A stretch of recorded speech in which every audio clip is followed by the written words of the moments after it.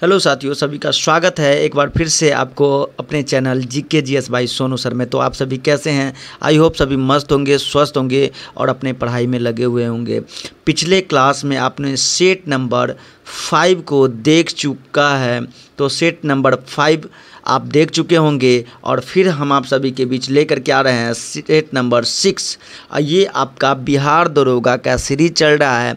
बिहार दरोगा की तैयारी करने वाले जितने भी छात्र हैं, आप एकदम जी जान से लग जाएंगे। और इस बुक को, ये बुक जो ज्ञान धारा पब्लिकेशन के द्वारा पब्लिश किया गया है और ये रोशन आनंद और बिट्टू झा के द्वारा लिखा गया है, इस पूरे पुस्तक को आपको हम करवाने वाले हैं सेट नंबर 1, 2, 3, 4 करके। तो सारे सेट को आपको प्लेलिस्ट के रूप में बना हुआ है, उसको आप लोग देख लेंगे। फिर से हम लोग तैयारी की ओर चलते हैं। तो आप सभी अगर चैनल पे नए हैं तो चैनल को सब्सक्राइब कर लेंगे, लाइक कर लेंगे, जिससे आपको पल पल की अपडेट मिलती रहेगी। जब भी हम आपके लिए वीडियो लेकर के आएंगे तो सबसे पहले आप तक पहुंच जाएगा। तो एक बार आप लोग चैनल पे नए हैं तो चैनल को सब्सक्राइब कर लेंगे और बेल आइकन को ज़रूर दबा देंगे, जिससे आपका नोटिफिकेशन मिलता रहेगा। तो चले हम लोग क्वेश्चन की ओर चलते हैं। हम लोग क्वेश्चन की ओर आज हम लोगों को क्या देखना है? तो आज हम लोगों को देखना है 2018 का जो एग्ज़ाम हुआ था, वे सभी एग्ज़ामों को देखना है।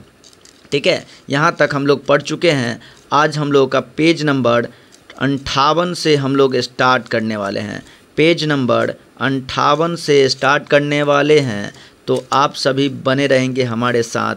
और आज हम लोग देखने वाले हैं 11 आपका जो एग्ज़ाम हुआ था बिहार पुलिस अवर निरीक्षक परीक्षक दरोगा के लिए, यानी 11/3/2018 को प्रथम पाली में यह परीक्षा लिया गया था। 11/3/2018 को यह एग्ज़ाम हुआ था। उसके सारे क्वेश्चन को आप सभी के बीच ले करके आ चुके हैं। चलिए पहले क्वेश्चन की ओर चलते हैं, ज़्यादा देर ना करते हुए पहले क्वेश्चन की ओर चलते हैं।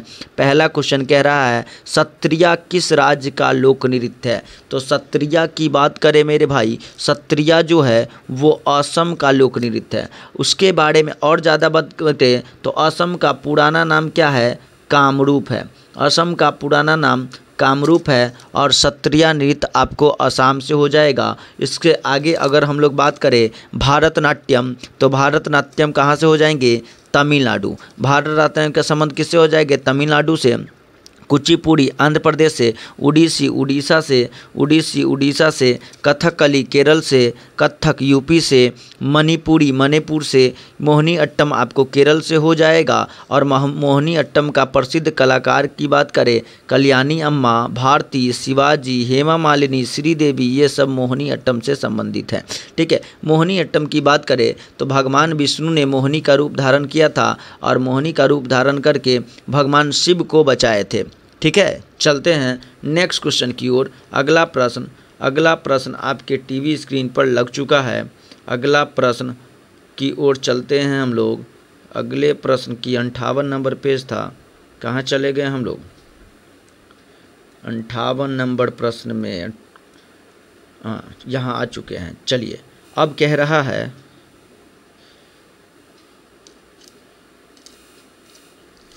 कहाँ थे हम लोग? 58 नंबर पेज नंबर में है ना, 61।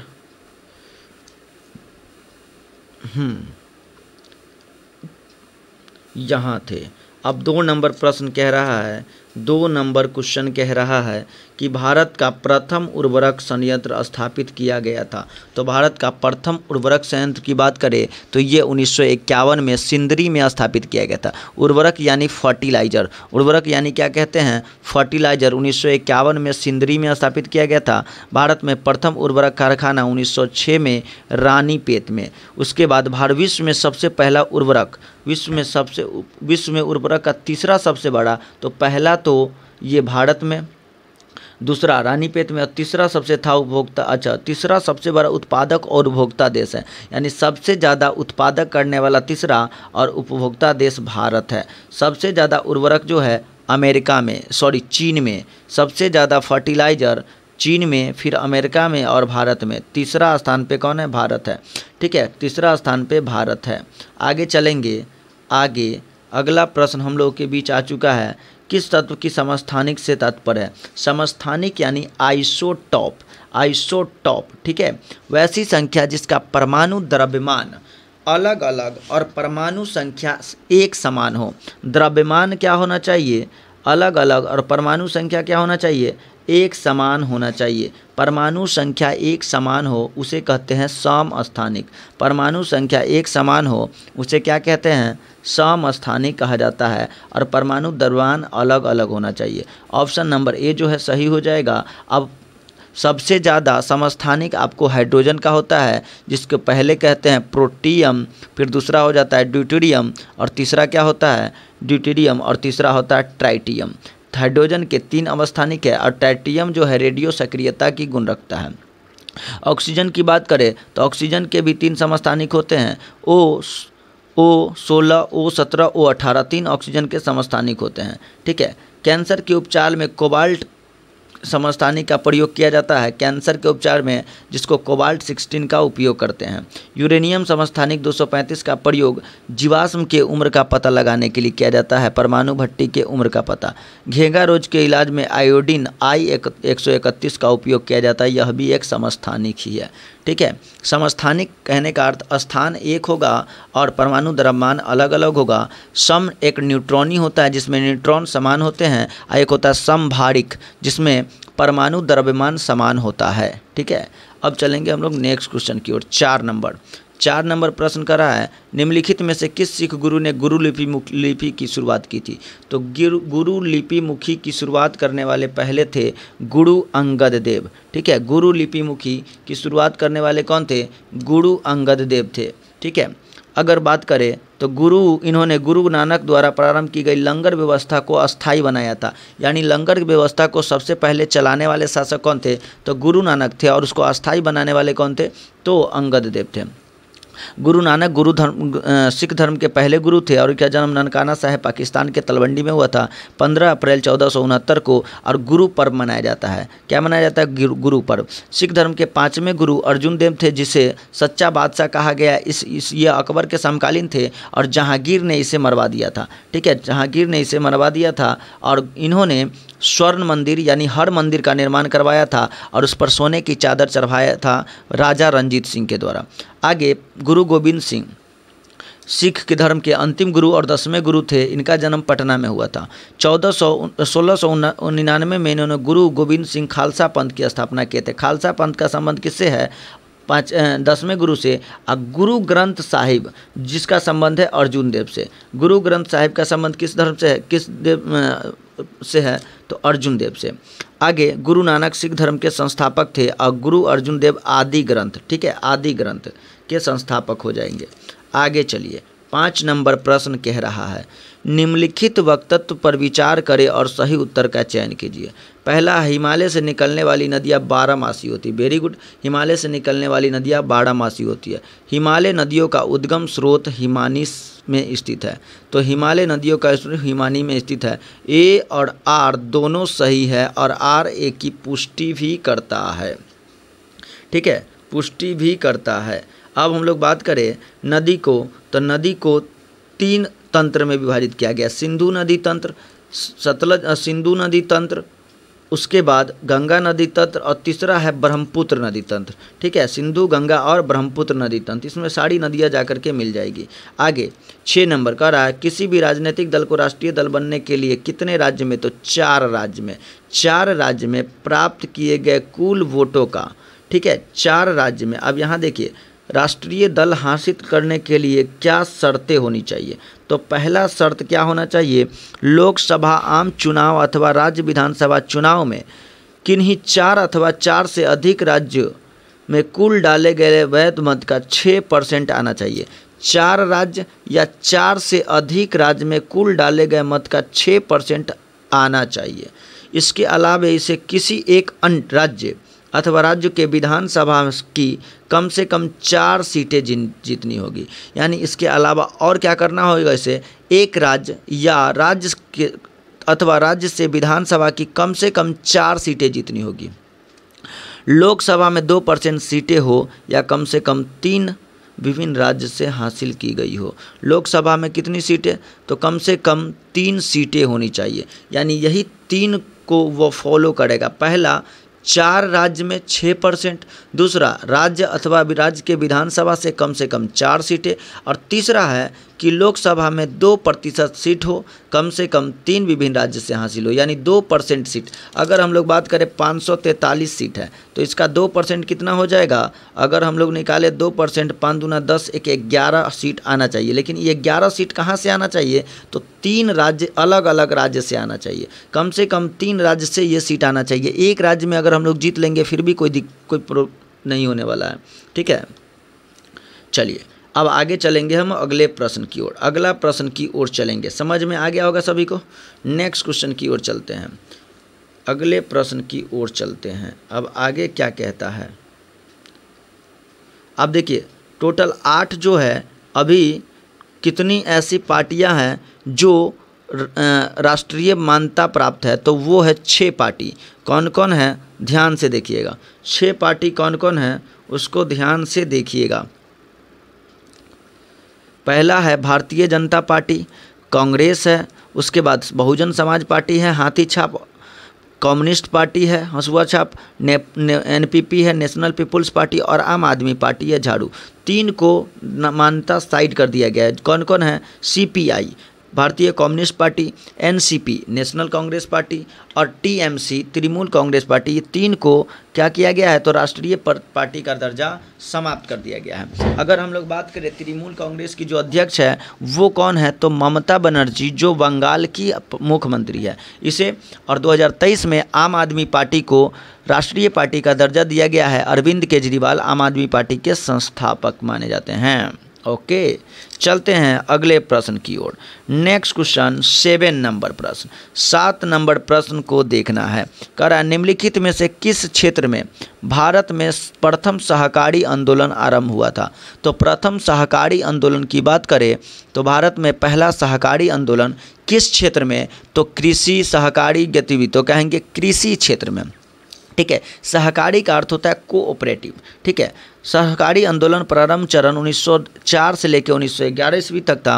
वर्ष 1903 में समिति ने अपनी रिपोर्ट प्रस्तुत की और 1904 में पहला सरकारी ऋण समिति अधिनियम बनाया गया। सहकारी आंदोलन का दूसरा चरण 1912 से 18 तक सहकारी समिति अधिनियम 1912 अधिनियमित 1904 में 200 को दूर किया गया था। आगे चलेंगे, आगे नींबू बाजगो नामक बांध निम्न में से किस नदी पर स्थित है।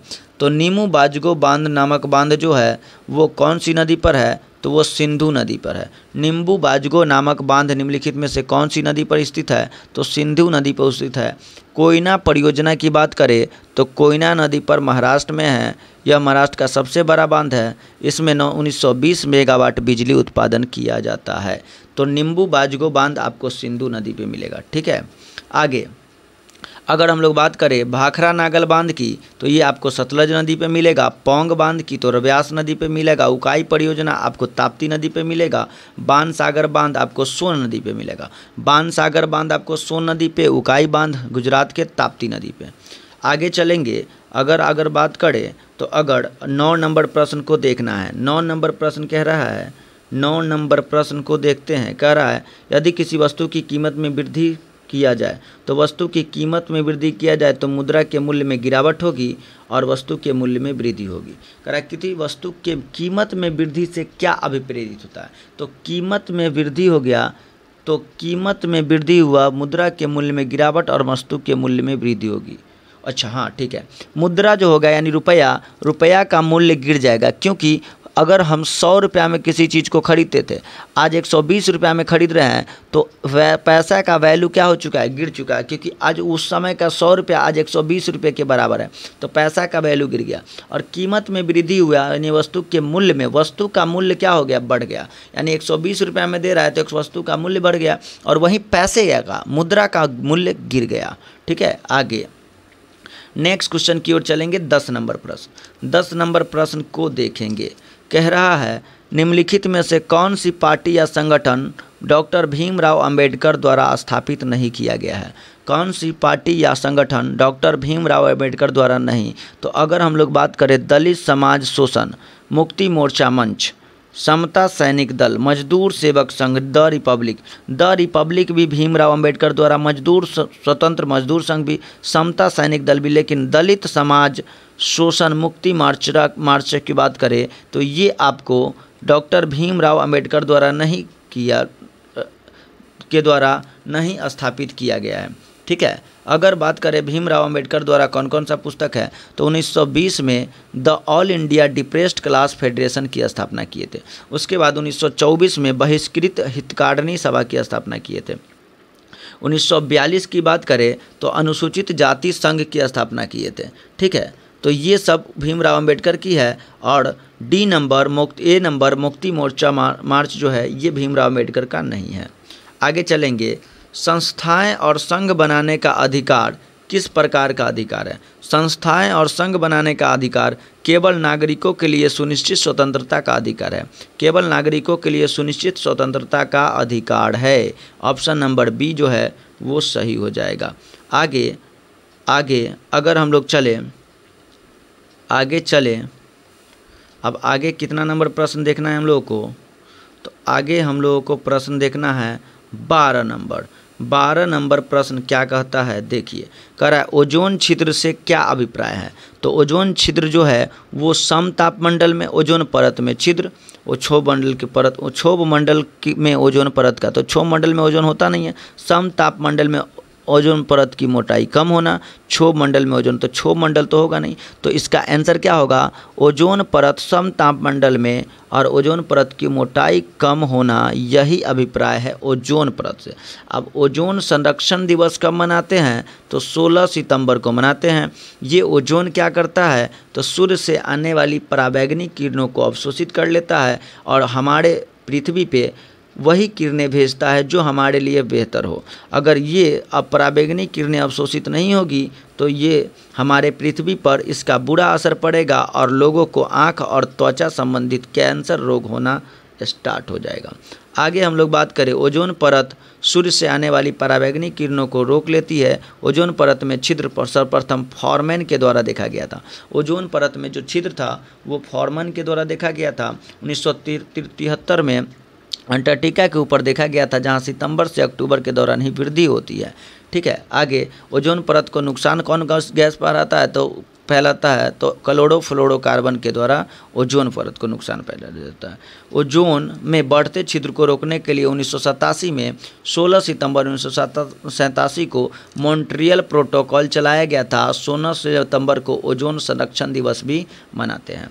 ठीक है, चलेंगे नेक्स्ट क्वेश्चन की ओर, अगले प्रश्न की ओर। अगला प्रश्न कह रहा है 13 नंबर, संयुक्त राष्ट्र संघ दिवस कब मनाते हैं? तो संयुक्त राष्ट्र संघ दिवस 24 अप्रैल को मनाते हैं। 24 अप्रैल 1945 को यूएनओ की स्थापना किया गया था। यूएनओ की स्थापना किया गया और उस समय अगर हम लोग बात करें तो इसका मुख्यालय कहाँ है? तो इसका मुख्यालय आपको अमेरिका के वाशिंगटन डीसी में है। 24 अक्टूबर 1945 को हुई थी इसका संयुक्त राष्ट्र संघ 24 अक्टूबर को मनाता है। न्यूयॉर्क शहर में इसका मुख्यालय है। संयुक्त राष्ट्र संघ की कार्य करने की 2 भाषा है, अंग्रेजी और फ्रेंच, और 4 भाषाएं जिन्हें राष्ट्र संघ मान्यता दिया है, चीनी, रशियन, अरबी, स्पेनिश, यानी A2 CRFS याद रखेंगे, CRFS, अमेरिकन अंग्रेजी, फिर इसके बाद चाइनीज, रसिया, फ्रांस और स्पेनिश। ये आपको 6 भाषाएं इसके लिए हैं। संयुक्त राष्ट्र संघ के अंग 6 अंग है जो इस प्रकार है: महासभा, सुरक्षा परिषद, आर्थिक सामाजिक न्याय परिषद, उसके बाद अंतर्राष्ट्रीय न्यायालय और सचिवालय। ये 6 अंग है यूएनओ के। आगे वर्तमान में संयुक्त राष्ट्र महासभा के 77वें अध्यक्ष कसाबा कोसोरागी हंगरी के हैं और वर्तमान महासचिव याद रखेंगे एंटोनियो गुटेरस है। विश्व का सुरक्षा पुलिस कहा जाता है किसे? तो सुरक्षा परिषद को। इसमें 2 तरह के सदस्य होते हैं, एक अस्थाई और दूसरा अस्थाई। अस्थाई में 5 सदस्य है, ABC को फाड़ दो। ठीक है, FR, ABC को फाड़ दो, अमेरिका, ब्रिटेन, चाइना, फ्रांस और रसिया। और अगर वही बात करें हम लोग अस्थाई, तो 10 सदस्य अस्थाई के रूप में हैं। अब हम लोग चलेंगे नेक्स्ट क्वेश्चन की ओर। 14 नंबर प्रश्न। 14 नंबर प्रश्न आपके टीवी स्क्रीन पर लग चुकल बा, एकर आंसर रउआ लोग लगाई। 24 नंबर प्रश्न कह रहा है कि बाघ आरक्षित क्षेत्र यानी पेरियार की बात करें तो पेरियार आपको केरल में है। सिमलीपाल उड़ीसा में है, बांदीपुर कर्नाटका में है और इंद्रावती छत्तीसगढ़ में है। लगाइए आंसर। ए का 4 नंबर, बी का 3 नंबर और 2 1 4 3 2 1 4 3 2 1। Option number C is right. Option number C is क्या हो जाएगा? राइट हो जाएगा। चलते हैं आगे, देखते हैं आगे। कह रहा है जिम कॉर्बेट, जो सबसे पहला प्रथम राष्ट्रीय उद्यान है जिम कॉर्बेट, ये आपको किस राज्य में मिलेगा? उत्तराखंड में। जिसका नया नाम हो चुका है रामगंगा नेशनल पार्क। आगे, देश में सबसे ज़्यादा राष्ट्रीय उद्यान मध्य प्रदेश में है और मध्य प्रदेश को टाइगर स्टेट भी कहते हैं। भारत का सबसे बड़ा बाघ अभयारण्य नागा अर्जुन बाघ है, जो श्रीशैलम में आंध्र प्रदेश में स्थित है। सबसे बड़ा बाघ नागा अर्जुन सागर बांध, ठीक है, बाघ अभयारण्य नागा अर्जुन सागर है। करैस, विश्व का एकमात्र तैरता हुआ राष्ट्रीय पार्क किलिबुलामजा है, जो मणिपुर राज्य में है। वेरी गुड, ये पढ़े हुए हैं हम लोग। भारत में कुल 54 टाइगर रिजर्व है। कितने टाइगर है? अब तो 58 हो गए, अब कितने हो गए? लास्ट है माधवगढ़, ठीक है, माधवगढ़, और यह भी मध्य प्रदेश में ही है, माधवगढ़ मध्य प्रदेश। कौन सा संयंत्र तरल पदार्थों के विशिष्ट गुरुत्व को मापता है? तो तरल पदार्थ के विशिष्ट गुरुत्व को मापने वाला हाइड्रोमीटर है। तरल पदार्थों के हाइड्रोमीटर। अगर बात करें ग्रेविमीटर, हाइग्रोमीटर तो आर्द्रता को मापता है। किसे मापता है? आर्द्रता को। ग्रेविमीटर एक वैज्ञानिक उपकरण है जिसके द्वारा पानी के सतह पे तेल, ठीक है, पानी के सतह पे तेल, जिस तरह से हम लोग ग्रेवी खाते हैं, चिकन का ग्रेवी, तो ग्रेवी में क्या होता है? ऊपर से तेल छता रहा होता है। उसी तरह ग्रेविमीटर पानी की सतह पर तेल की उपस्थिति का पता लगाया जाता है। पानी के सतह पर क्या चीज़? तो तेल की स्थिति को पता लगाया जाता है। नीचे पानी, ऊपर तेल, ठीक है। आगे कह रहा है 16 नंबर की सूची 1 को सूची 2 के साथ सुमेलित कीजिए। कहता रेलवे उपकरण, मोटर वाहन, पोत साइकिल। साइकिल की बात करें तो लुधियाना में साइकिल सबसे ज़्यादा, ठीक है, लुधियाना में साइकिल सबसे ज़्यादा। तो 1 का आपको डी का 2 नंबर आ चुका है। देखते हैं डी का 2 नंबर कहाँ कहाँ है। अब डी का 2 नंबर यहाँ है, तो आपको ये नहीं होगा और ये नहीं होगा। रेलवे उपकरण की बात करें तो भिलाई में। रेलवे उपकरण कहाँ? तो भिलाई में। भिलाई कहाँ है? तो छत्तीसगढ़ में, ठीक है। और बताइएंगे दूसरे पंचवर्षीय योजना के दौरान स्टील प्लांट लगाया गया था। स्टील प्लांट ये दूसरे पंचवर्षीय, और भिलाई में रूस के मदद से दूसरा स्टील प्लांट लगाया गया था। आगे बात करें मोटर वाहन, तो ये जबलपुर में है और जबलपुर में धुआंधार जलप्रपात है। पोत निर्माण की बात करें तो कोच्चि में, पोत निर्माण कोच्चि में, और साइकिल लुधियाना में। साइकिल निर्माण लुधियाना में है। पोत निर्माण कोच्चि में। इसे अरब सागर की रानी कहा जाता है और लोकप्रिय नाम से इसे बेबनाड क्याल के मुहाने पर कोच्चि पतन प्राकृतिक पतन है। इसे पूरब का वेनिस भी कहा जाता है। Very good. चलिए आगे, भिलाई छत्तीसगढ़ में दूसरे पंचवर्षीय योजना, लुधियाना सतलज नदी के किनारे और साइकिल उद्योग के लिए फेमस है। अगला प्रश्न है 17 नंबर। 17 नंबर प्रश्न का आंसर लगाएं। करा पौधे में घुले हुए नाइट्रेट को अवशोषित करते हैं तथा उन्हें परिवर्तित कर देते हैं। तो पौधे में घुले हुए नाइट्रेट को अवशोषित किया जाता है किसके द्वारा? तो घुला हुआ नाइट्रेट जो है अवशोषित करते हैं, उन्हें परिवर्तित करता है प्रोटीन में, क्योंकि प्रोटीन जो है वो CHO और N, C से कार्बन, हाइड्रोजन, ऑक्सीजन और नाइट्रोजन, ये सभी से मिलकर के बनता है प्रोटीन। कार्बोहाइड्रेट की बात करें तो कार्बोहाइड्रेट में ये 3 चीज़ पाए जाते हैं, कार्बन, हाइड्रोजन और ऑक्सीजन। लेकिन प्रोटीन में नाइट्रोजन भी पाया जाता है और इसी नाइट्रोजन के कारण पेड़ पौधे में अधिक वृद्धि होती है। और यूरिया खाद में, यूरिया उर्वरक में सबसे ज़्यादा पाया जाता है तो नाइट्रोजन 46%। हमारे वायुमंडल में भी नाइट्रोजन की मात्रा सबसे ज़्यादा है 78%। पेड़ पौधे में मिट्टी में नाइट्रोजन नाइट्रेट्स के रूप में ग्रहण करता है तथा उन्हें प्रोटीन में परिवर्तित कर देता है। और पेड़ पौधे नाइट्रोजन को नाइट्रोजन के रूप में नहीं, नाइट्रेट के रूप में लेते हैं, ठीक है। हमारे वायुमंडल में सबसे ज़्यादा गैस पाया जाता है तो नाइट्रोजन गैस। यूरिया में NH2CO यूरिया का फार्मूला होता है, ठीक है। चलिए आगे, हवा में परागन को क्या कहा जाता है? तो वायु परागन कहा जाता है। परागन क्या होता है? जब नर युग्मक का मादा युग्मक के साथ मिलना परागन कहलाता है। और वायु के द्वारा मिलना क्या कहलाएगा? वायु परागन। परागन के दौरान प्रजनन अंग पुष्प होते हैं, पौधे में प्रजनन अंग पुष्प होते हैं, ठीक है। और पुष्प के प्रजनन अंग जयांग और पुमंग और जयांग। पुमंग जो होते हैं वो पुरुष जंग अंग होते हैं और जयांग जो होते हैं वो महिला अंग होते हैं। ठीक है, पुमंग का नर युग्मक तथा जयांग युग्मक में युग्मक फीमेल बनते हैं। चलिए आगे अब चलते हैं हम लोग आगे। परागन दो तरह से, स्वपरागन, परपरागन। स्वपरागन एक पुष्प के परागन उसी पुष्प के वर्तिकाग्र पे, यानी स्वपरागन का अर्थ समझिए, एक पुष्प के वर्तिकाग्र पर उसी पुष्प के वर्तिकाग्र पे पहुंचना। यहाँ देखिए, यानी एक पुष्प के मेल पार्ट का उसी पुष्प के फीमेल पार्ट पे पहुंचना स्वपरागन कहलाता है। वहीं अगर बात करें अन्य फूल के मेल पार्ट का, अगर अन्य फूल के फीमेल पार्ट से मिलना पर परागन कहलाता है। अब परागन अलग अलग विधि से होता है। अगर परागन वायु से होगा तो उसे वायु परागन, कीट से होगा तो कीट परागन, जल से होगा तो जल परागन, जंतु से होगा तो जंतु परागन और पक्षी से होगा तो पक्षी परागन कहा जाएगा। ठीक है। 19 नंबर, युवा जो कि प्रधानमंत्री कौशल विकास योजना के अंतर्गत कौशल विकास कार्यक्रम है जिसके द्वारा प्रारंभ किया गया था। तो कौशल विकास कार्यक्रम युवा जो प्रधानमंत्री कौशल विकास, ये दिल्ली पुलिस के द्वारा शुरू किया गया है। ठीक है, दिल्ली पुलिस के द्वारा 2017 में KVP के अंतर्गत कौशल विकास कार्यक्रम युवा की शुरुआत की गई है। यह उद्देश्य युवाओं को योग्यता, क्षमता और उनके अनुसार कौशल उन्नत करने के लिए किया गया है। आगे कह रहा है केसर का उत्पादक राज्य आपको जम्मू कश्मीर है। ठीक है, पूरे भारत में केसर मुख्य उत्पादक जम्मू एवं कश्मीर है। पूरे विश्व में केसर के उत्पादक में ईरान प्रथम स्थान पे है। केसर विश्व का सबसे कीमती पौधा है। ठीक है, इसे वैज्ञानिक नाम को क्रोकस सेटाइवस कहा जाता है। क्रोकस सेटाइवस कहते हैं। इसका उपयोग मक्खन आदि खाद्य पदार्थों में वर्ण एवं स्वाद लाने के लिए किया जाता है। चलते हैं नेक्स्ट क्वेश्चन की ओर, अगले प्रश्न की ओर चलते हैं। जल शोधन का कौन सा तरीका सूक्ष्म जीवों को नष्ट नहीं करता है? तो जल शोधन का कौन सा तरीका सूक्ष्म जीवों को नष्ट नहीं करता है? वो है निस्यसंदन। ठीक है, निस्यसंदन प्रक्रिया के द्वारा जल में मौजूद सूक्ष्म जीवों को नष्ट नहीं किया जाता है। आगा कह रहा है, चलिए आगे बढ़ते हैं।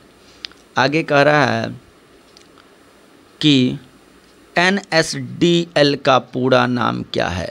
NSDL का पूरा नाम क्या है? तो national security depository limited. National security depository limited जिसका फुल फॉर्म है। NSDL का full form national securities development limited. ठीक है, डेवलपमेंट लिमिटेड याद रखेंगे इसको। आगे, कीट दंश से होने वाली खुजली किसके कारण होती है? तो कीट दंश से होने वाली खुजली ये फॉर्मिक अम्ल के कारण होती है। किसके कारण होती है? फॉर्मिक अम्ल के कारण होती है। कीट दंश से होने वाली खुजली जो है वो फॉर्मिक अम्ल के कारण होती है।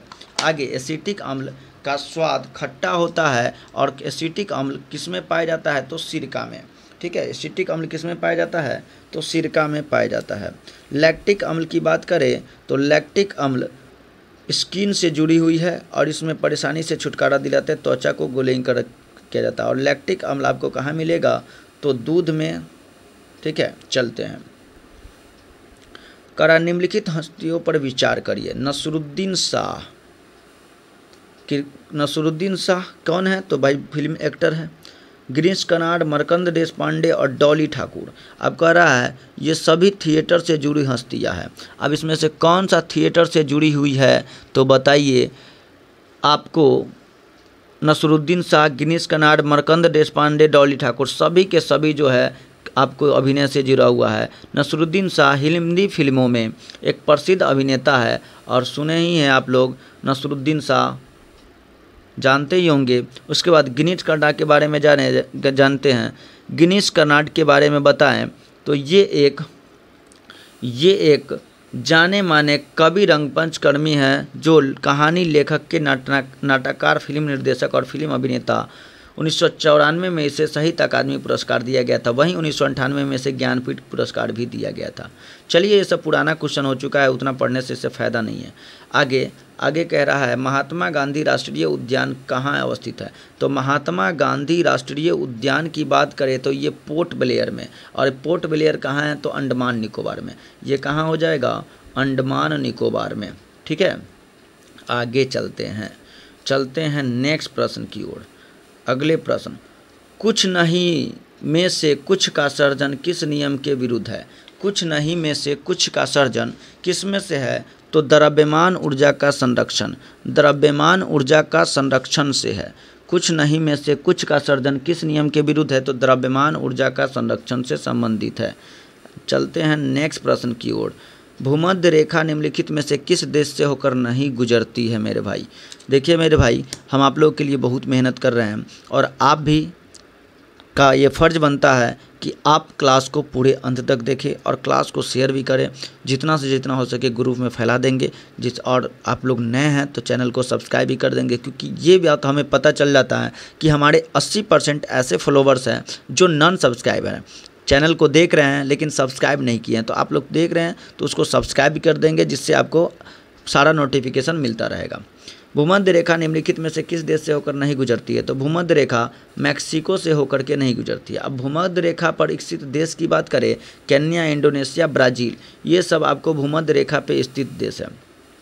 भूमध्य रेखा पे भूमध्य रेखा या विषुवत रेखा पे गुजरने वाला देश कौन कौन है तो इक्वाडोर, ठीक है, कोलंबिया, ब्राज़ील, गेबोन, कांगो, लोकतांत्रिक Congo, Uganda, Kenya, Somalia, Maldives, Indonesia और किरीबाती, ये सब आपको भूमध्य रेखा पर है। और भूमध्य रेखा 3 महादेश से होकर के गुजरती है। कहें तो दक्षिणी अमेरिका, फिर अफ्रीका और एशिया, 3 महादेश। कौन कौन, दक्षिणी अमेरिका से, उसके बाद अफ्रीका से और उसके साथ साथ किससे तो एशिया से। ठीक है, 3 महादेश से होकर के गुजरती है। अगले प्रश्न की ओर चले, अगले प्रश्न की ओर। तो और कर्क रेखा पर प्रमुख देश की बात करें तो कर्क रेखा उत्तरी अमेरिका से, हवाई द्वीप मैक्सिको। अफ्रीका की बात करें तो मिस्र, लीबिया, नाइजर, अल्जीरिया। ठीक है, माली, सहारा, पश्चिमी सहारा, मोरितानिया से। एशिया में ताइवान, चीन, म्यांमार, बांग्लादेश, भारत, ओमान, संयुक्त राज्य अमेरिका, सऊदी अरब, ये सभी देशों से गुजरती है कर्क रेखा। कर्क रेखा 23.5 डिग्री उत्तरी अक्षांश पे है, वहीं मकर रेखा 23.5 डिग्री दक्षिणी अक्षांश पे है। सूर्य कर्क रेखा पर तथा मकर रेखा के मध्य सालों भर रहती है। कर्क रेखा पे सूर्य जो है 21 जून को चमकती है और मकर रेखा पे सूर्य जो है 22 दिसंबर को चमकता है, लंबवत पड़ता है। और विषुवत रेखा पर लंबवत पड़ती है, विषुवत रेखा पे लंबवत पड़ती है। आगे कह रहा है विश्व के इतिहास में पहली बार परमाणु आपदा कब आया था। तो पहली बार परमाणु आपदा की बात करें तो पहली बार परमाणु आपदा 6 अगस्त को अमेरिका ने हिरोशिमा पे परमाणु हमला किया। हिरोशिमा 6 अगस्त 1945 को हिरोशिमा पर, और इसका जो बम का नाम था ये था लिटिल बॉय। क्या नाम था इसका, लिटिल बॉय था, 6 अगस्त 1945 को। आगे हम लोग बात करें, आगे कह रहा है विश्व के इतिहास में पहली बार आपदा जो है वो 6 अगस्त 1945 को अमेरिका द्वारा जापान के हिरोशिमा पर गिराया गया था और 9 अगस्त 1945 को नागासाकी पर दूसरी बार परमाणु बम गिराया गया। परमाणु बम नाभिकीय विखंडन के सिद्धांत पर आधारित होता है। परमाणु बम में प्रायः यूरेनियम 235 और प्लूटोनियम 239 का प्रयोग किया जाता है। प्रथम परमाणु बम रॉबर्ट ओपनहेमर ने 1945 में बताया था। प्रथम परमाणु बम रॉबर्ट ओपेनहेमर याद रखेंगे। हाइड्रोजन बम नाभिकीय संलयन पर आधारित होता है। इसका आविष्कार एडवर्ड टेलर ने 1952 में किया था। इसका आविष्कार किसने किया था, एडवर्ड टेलर 1952 में। हाइड्रोजन बम हाइड्रोजन के समस्थानिक ड्यूटेरियम ट्राइटियम द्वारा बनाया जाता है और हाइड्रोजन बम नाभिकीय संलयन पे काम करता है। और विलियम टेलर ओपेनहेमर जरूर याद रखेंगे। आगे भारत में परमाणु परीक्षण सबसे पहली बार 1974 में पोखरण राजस्थान में स्माइलिंग बुद्धा के नाम से, और दूसरी बार 11 मई को 1998 में शक्ति 98 के तहत उस समय प्रधानमंत्री कौन थे? तो अटल बिहारी वाजपेयी। और परमाणु कार्यक्रम के जगनक होमी जहांगीर भाभा को माना जाता है। और उन्होंने पहली बार परमाणु भट्टी तारापुर महाराष्ट्र में स्थापित किया था 1969 में। और अमेरिका के सहयोग से सबसे पहला परमाणु भट्टी अमेरिका के शिकागो शहर में लगाया गया था, जिसका नाम था एनरिको फर्मी। ठीक है, चलिए बार्क जो है वो 1956 में, और कहाँ? तो महाराष्ट्र के ट्राम्बे में। 29 नंबर प्रश्न की ओर चलते हैं। तो हस्तांतरण मूल्य का संबंध निम्न में से किससे है? तो हस्तांतरण मूल्य का संबंध निम्न में से किससे हो जाएगा? तो सी नंबर एक कर एवं लेखांकन से, कर एवं लेखांकन से संबंधित है। हस्तांतरण मूल्य का संबंध निम्न में से किससे है? तो कर एवं लेखांकन से संबंधित है। आगे चले 30 नंबर, भारत के किस राज्य में सर्वाधिक सिंचाई ट्यूबवेल द्वारा की जाती है? तो सबसे ज़्यादा सिंचाई उत्तर प्रदेश। ठीक है, सर्वाधिक सिंचाई ट्यूबवेल द्वारा तो उत्तर प्रदेश के द्वारा। चलते हैं नेक्स्ट क्वेश्चन की ओर। अब आगे 31 नंबर, गौतम बुद्ध के संवादों की भाषा क्या थी? तो गौतम बुद्ध ने जो संवाद दिए थे वे पाली भाषा में दिए थे। वहीं महावीर स्वामी प्राकृत भाषा हो जाएंगे। ठीक है, तो पाली भाषा में गौतम बुद्ध का जो संबंध था उस पाली भाषा से था। आगे 32 नंबर प्रश्न, विश्व एड्स दिवस निम्नलिखित में से किस तारीख को मनाया जाता है? तो विश्व एड्स दिवस की बात करें तो 1 दिसंबर को एड्स दिवस मनाते हैं। और एड्स में कौन सा जांच किया जाता है? एलिसा टेस्ट किया जाता है। ठीक है, एलिसा टेस्ट का संबंध एड्स से है। चलते हैं, कुछ दिवस है यहाँ पे, हम लोग इसको जरूर याद रखेंगे। कह रहा है 1 मई को मजदूर दिवस, 10 जनवरी को विश्व हिंदी दिवस, 12 जनवरी को युवा दिवस, 15 जनवरी को आर्मी डे, 28 फरवरी को विज्ञान दिवस, 12 अगस्त को हाथी दिवस और राष्ट्रीय युवा दिवस। ठीक है, 12 जनवरी को राष्ट्रीय युवा दिवस और 12 अगस्त को अंतर्राष्ट्रीय, 29 अगस्त को खेल दिवस, 14 सितंबर को हिंदी दिवस। ठीक है, एड्स दिवस, एड्स के बारे में हर उम्र के लोगों के बीच जागरूकता फैलाना। WHO ने 1988 में इसके बारे में बताया था। आगे 33 नंबर प्रश्न है, निम्नलिखित में से कौन सा रक्षा मंत्रालय का विभाग है? तो रक्षा मंत्रालय के विभाग के बारे में बात करें तो रक्षा मंत्रालय का विभाग आपको रक्षा विभाग, अनुसंधान DRDO भी है। ठीक है, रक्षा उत्पादन विभाग और रक्षा वित्त विभाग। तो आंसर हो जाएगा B number ABC। D number रक्षा वित्त विभाग जो है ये फाइनेंस से संबंधित हो जाएगा। ए नंबर रक्षा विभाग, रक्षा अनुसंधान DRDO भी रक्षा से ही संबंधित है और रक्षा उत्पादन विभाग भी हो जाएगा। तो ABC हमारा बी नंबर आंसर हो जाएगा। ठीक है, चलिए आगे चले। अब हम लोग चलते हैं। कह रहा है 34 नंबर प्रश्न, निम्नलिखित में से किस शहर में बांग्लादेश द्वारा नया कूटनीतिक केंद्र डिप्लोमेटिक स्टेशन खोला जाएगा? तो ये खोला जाएगा आपको बांग्लादेश के द्वारा अपना नए कूटनीतिक केंद्र चेन्नई में, तमिलनाडु की राजधानी चेन्नई में खोला जाएगा। कहाँ खोला जाएगा मेरे भाई? तो तमिलनाडु की राजधानी चेन्नई में खोला जाएगा। और ये 7 अगस्त 2017 को किया गया था। करेंट का क्वेश्चन है, कोई बात नहीं है। फुटबॉल में ध्यानचंद पुरस्कार 2017 से किसे सम्मानित किया गया है? तो सैयद शाहिद हकीम को। फुटबॉल में ध्यानचंद पुरस्कार 2017 से किसे सम्मानित किया गया? तो सैयद शाहिद हकीम को सम्मानित किया गया है। चलते हैं आगे। बंगाल के विभाजन को रद्द किया गया था। तो बंगाल विभाजन को रद्द किया गया था 1911 के दिल्ली दरबार में। 3 बार दिल्ली दरबार लगा था, 1877 में, 1877 में, 1903 में और 1911 में। 1877, 1903, 1911 तीसरे दिल्ली दरबार में हार्डिंग द्वितीय के द्वारा बंगाल विभाजन को रद्द किया गया और भारत की राजधानी कलकत्ता से नई दिल्ली लाने की बात कही गई थी। देखिए ऑप्शन नंबर बी सही हो जाएगा। हार्डिंग द्वितीय ने काल में बंगाल विभाजन को रद्द किया गया था। कर्जन जो है 20 जुलाई 2005 को बंगाल विभाजन की घोषणा किया था और 16 अक्टूबर को उसका डेट रखा गया था। बंगाल विभाजन के दौरान बंग भंग आंदोलन और स्वदेशी आंदोलन भी चलाया गया था। 6 मई 2010 को जॉर्ज पंचम इंग्लैंड के सम्राट बने और उनके भारत आने पे 12 दिसंबर 1911 को दिल्ली दरबार का आयोजन किया गया और उस समय जो हमारे भारतीय गवर्नर थे लॉर्ड हार्डिंग द्वितीय थे, सम्राट ने बंगाल की ओर से विवाह को रद्द कर दिया। इसी समय 1911 में भारत की राजधानी दिल्ली से कोलकाता ले जाने की बात कही गई, जिसे 1912 में स्थापित कर दिया गया। चेम्सफोर्ड 1916 से लेकर 1921 तक भारत में रहे थे और 1919 का रॉलेक्ट एक्ट इसी के शासनकाल में आया था। लखनऊ जो अधिवेशन हुआ था इसी के शासनकाल में। आगे चलेंगे नेक्स्ट क्वेश्चन की ओर। 37 नंबर प्रश्न, 37 नंबर क्वेश्चन की ओर चलेंगे। 37 नंबर प्रश्न कहता है कि भारतीय रॉकेट से छोड़े गए विश्व के सबसे बड़े छोटे अंतरिक्ष यान का नाम क्या है। तो भारतीय रॉकेट से छोड़े गए विश्व के सबसे छोटे अंतरिक्ष यान का नाम क्या है, तो साइप्रस है। ठीक है, छोटे अंतरिक्ष यान का नाम साइप्रस है। चलते हैं नेक्स्ट क्वेश्चन की ओर। आगे, भारत में पहली बार किसने वार्षिक आय को अनुमानित किया था। तो वार्षिक आय या पर कैपिटा इनकम कहिए, पर कैपिटा इनकम को 1867-68 में दादा भाई नौरोजी के द्वारा बताया गया था। 1867-68 में दादा भाई नौरोजी को, और उन्हें 20 रुपया प्रति व्यक्ति आय बताया था, 20 रुपया। दादा भाई नौरोजी ने अपनी पुस्तक poverty and un British rule in India 1967 में प्रकाशित हुआ और उन्होंने धन निष्कासन का सिद्धांत को बताया। धन निष्कासन को देश के सभी दुखों का मूल कारण बताया था। यानी धन निष्कासन सिद्धांत में बताया कि अंग्रेज हमारे देश से किस तरह से धन को ले जा करके वो हमको खोखला कर रहे हैं और अपने देश को बढ़ा रहे हैं।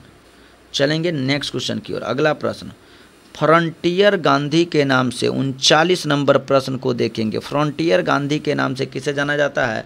खान अब्दुल गफ्फार खान को पहले ऐसे विदेशी थे जिसे भारत रत्न दिया गया था 1987 में। ठीक है, 1987 में। फ्रंटियर गांधी को सीमांत गांधी भी कहा जाता है और फ्रंटियर गांधी भी कहा जाता है। ये प्रमुख व्यक्ति हैं। अगर हम लोग बात करें तो इनका जन्म पाकिस्तान और अफ़गानिस्तान के बॉर्डर पर था, जैसे इसीलिए इसे क्या कहा जाता है, सीमांत गांधी कहा जाता है, सीमा का अंत पर का गांधी। अगर हम लोग देखें कुछ ऐसे व्यक्ति और उसके उपनाम, तो भगत सिंह को क्या कहा जाता है, भगत सिंह को शहीद ए आजम कहा जाता है। वल्लभ भाई पटेल को लौह पुरुष या सरदार कहा जाता है। रविन्द्रनाथ टैगोर को गुरुदेव, लाला लाजपत राय को पंजाब केसरी, महात्मा गांधी को राष्ट्रपिता, उसके बाद बापू, उसके बाद मंगल बाबा, सरोजनी नायडू को भारत की कोकुला और नाइटिंगल ऑफ इंडिया कहा जाता है। श्री कृष्ण सिंह को बिहार केसरी, अनुग्रह नारायण सिंह का बिहार विभूति, अनुग्रह नारायण सिंह बिहार के राज्यपाल थे और श्री कृष्ण सिंह बिहार के मुख्यमंत्री। डॉक्टर राजेंद्र प्रसाद को अजात शत्रु, देश रत्न कहा जाता है। चित्तरंजन दास को देश बंधु, बाल गंगाधर तिलक को लोकमान्य, जयप्रकाश नारायण को लोकनायक, राजीव गांधी भारत के 7वें प्रधानमंत्री थे, सबसे युवा प्रधानमंत्री थे। ठीक है, और इनका कार्यकाल 1984 से 89 तक रहा था। आगे हम लोग आ चुके हैं 40 नंबर प्रश्न। ठीक है मेरे भाई, 40 नंबर प्रश्न तक, और इस वीडियो में आपको हम 50 नंबर के प्रश्न तक क्वेश्चन करवाने वाले हैं। निम्नलिखित में से कौन सा संविधान संशोधन राष्ट्रपति को किसी मामले को पुनर्विचार के लिए मंत्रिमंडल को भेजने की शक्ति प्रदान करता है। तो वो है 44वां संविधान संशोधन। 44वां संविधान संशोधन के द्वारा 1978 में प्रस्ताव पारित किया गया कि राष्ट्रपति को किसी भी मसले को पुनः विचार करने के लिए मंत्रिमंडल को दिया जाएगा। लेकिन एक बात यह भी याद रखिए, जब पुनः विचार करके वो लौट कर वापस आएगा तो राष्ट्रपति उस पर सिग्नेचर करने के लिए बाध्य भी हो जाएंगे, क्योंकि राष्ट्रपति उस पर सिग्नेचर करने के लिए बाध्य हो जाएंगे। ठीक है, चलिए आगे चलते हैं। आगे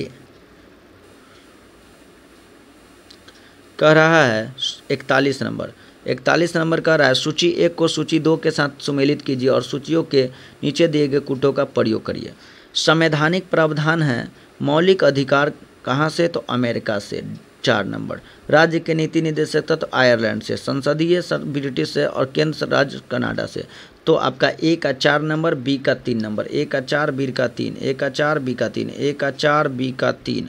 ठीक है, अब आगे देख लीजिए भाई, अब उधर तो हम लोग भूल चुके हैं, आ जाइए यहाँ। ए का 4, बी का 3 आंसर हो जाएगा। सी का 1 नंबर, डी का 2 नंबर। अगर बात करें हम लोग मौलिक अधिकार, तो अमेरिका के संविधान से, राज्य की नीति आयरलैंड से, संसदीय सर ब्रिटेन से और उसके बाद केंद्र राज्य कनाडा से। समवर्ती सूची की बात करें तो समवर्ती सूची आपको लिया गया है ऑस्ट्रेलिया से, लेकिन समवर्ती सूची ठीक है, संसद के दोनों सदनों का संयुक्त बैठक ऑस्ट्रेलिया से, ठीक है। गणतंत्रात्मक शासन व्यवस्था फ्रांस से, स्वतंत्रता समानता बंधुत्व फ्रांस से, मूल कर्तव्य तथा प्रस्तावना में न्यायिक आदर्श रूस से, प्रस्तावना में न्यायिक आदर्श रूस से, आपातकाल जर्मनी से, संविधान संशोधन अफ्रीका से और राज्यसभा के सदस्यों का निर्वाचन अफ्रीका से, लेकिन 12 सदस्यों का निर्वाचन वो आयरलैंड से लिया गया है, मत भूलेंगे इसको, आयरलैंड से। आगे कह रहा है किसे भारत का नियंत्रक एवं महालेखा परीक्षक नियुक्त किया गया, तो नियंत्रक एवं महालेखा परीक्षक राजीव महर्षि को नियुक्त किया गया है।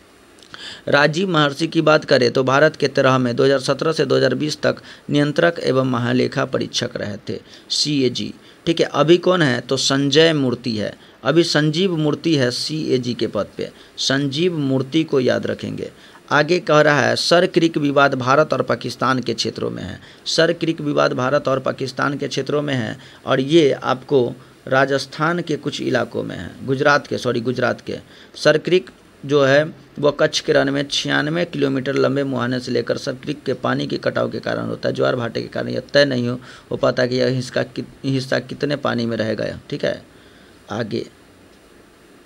आगे चलते हैं हम लोग। कह रहा है किस देश ने वर्ष 2040 तक पेट्रोल तथा डीजल कारों की बिक्री पर पूरी तरह प्रतिबंध लगा देगा, तो फ्रांस 2040 तक पेट्रोल और डीजल छोड़ करके सिर्फ वो CNG और इलेक्ट्रिक वाहन चलाएंगे। निम्नलिखित कौन सा मोबाइल ऐप केंद्रीय ग्रामीण विकास मंत्रालय द्वारा सैकड़ों रखरखाव हेतु, तो कौन सा मोबाइल ऐप जो है केंद्रीय ग्रामीण विकास मंत्रालय द्वारा सैकड़ों रखरखाव के लिए बनाया गया है, तो वो कौन सा मोबाइल ऐप हो जाएगा, आरंभ मोबाइल ऐप। आंसर क्या हो जाएगा मेरे भाई, आरंभ, ठीक है, आरंभ मोबाइल ऐप। आगे चलते हैं। भारत के किस राज्य को UN पब्लिक सर्विस अवार्ड से सम्मानित किया गया, तो UN पब्लिक अवार्ड से पश्चिम बंगाल को सम्मानित किया गया। UN पब्लिक अवार्ड ये उस समय का करेंट अफेयर है। आगे नागल किसके लिए जाना जाता है, तो नागल जो है, नागल एक क्या है तो उर्वरक उद्योग के लिए प्रसिद्ध है, नागल, ठीक है, उर्वरक उद्योग के लिए। और किस राज्य में है, तो ये आपको यूरिया के लिए है और ये पंजाब राज्य में है। और भाखरा नागल भी याद रखेंगे, भाखरा नागल ये भी आपको पंजाब में ही है, तो उर्वरक के लिए जाना जाता है नागल। आगे हम लोग चले आगे, तो 49वां नंबर प्रश्न कर रहा है 2011 जनगणना के अनुसार भारत में निम्नलिखित में से किस राज्य का लिंग अनुपात सर्वाधिक रहा है, तो तमिलनाडु का। आगे कह रहा है गोवा का लिंग अनुपात कितना है, तो 973 और तमिलनाडु का 996, ठीक है। चलिए अब आगे चलते हैं। कह रहा है लूसी दुनिया का सबसे बड़ा ज्वालामुखी विस्फोट है, लूसी जो है दुनिया का सबसे बड़ा ज्वालामुखी विस्फोट है, यह किस द्वीप में हुआ है, तो लूसी जो है वो इंडोनेशिया, किस देश में याद रखेंगे, और इसकी राजधानी कहाँ है, तो जकार्ता, ठीक है, इसकी राजधानी जकार्ता। तो लूसी दुनिया का सबसे बड़ा ज्वालामुखी विस्फोट आपको इंडोनेशिया देश में मिलेगा। किस देश में मिलेगा, इंडोनेशिया में। तो आज हम लोग यहीं तक देखते हैं। सेट नंबर 6 में आपको 50 तक और सेट नंबर 7 में आपको मिलेगा 51 से लेकर 100 तक के। तो अगले वीडियो में हम लोग 51 से 100 तक के वीडियो को देख लेंगे। 60 पेज तक हम लोग पढ़ चुके हैं और आगे पूरा बुक हम ख़त्म करवाने का वादा करते हैं। इस तरह आप लोग चैनल पे बने रहेंगे और हम आप लोगों के लिए लेकर आने वाले हैं जीविका का मॉडल सेट। तो जीविका का जो मॉडल सेट है वो आप सभी को प्रोवाइड होने वाला है। तो आप लोग इस चैनल के साथ बने रहेंगे और सब्सक्राइब भी कर लेंगे और बेल आइकन को दबा देंगे, जिससे हम आप लोगों को जब भी कोई वीडियो लेकर के आएंगे तो आपको पल पल का अपडेट मिलते रहेगा। तो आज के लिए धन्यवाद, गुड नाइट सभी को और जय हिंद। चैनल को सब्सक्राइब कर देंगे।